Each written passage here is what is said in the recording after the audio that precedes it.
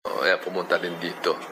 So, binigyan ako ng isang book na napakaganda, inspirational book. So, siguro nagtanong ko, anong hilig ko?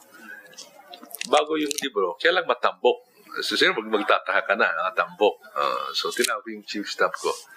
Nung binasang ko, nandun yung pera. Oo. So, sabi ko, kung may kaso ka man dito, mukhang in pesos yun. In pesos yun.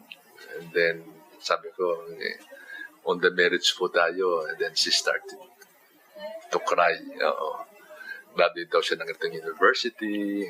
Ano sa yung background niya. Wala akong sinabihan ng ganun. Hindi ako nagkwento noon. Siya nagkwento sa labas na binigyan ko siya mangga, pang ganyan.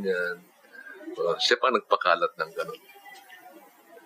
So after that, may isa pa. Isa pang abogado. Congressman to?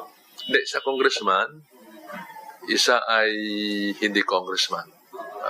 Kumbaga, lalaki, babae, tapos lalaki. Yung lalaki naman, abogado. Yung babae, hindi abogado. Nagka-follow up ng case sila. So, yung abogado naman, sa Muslim lawyer, sabi niya, meron ako rito para sa iyo. May kasong kina-follow up siya. Sabi ko, nakikita tayo ni Allah. Sabi ko.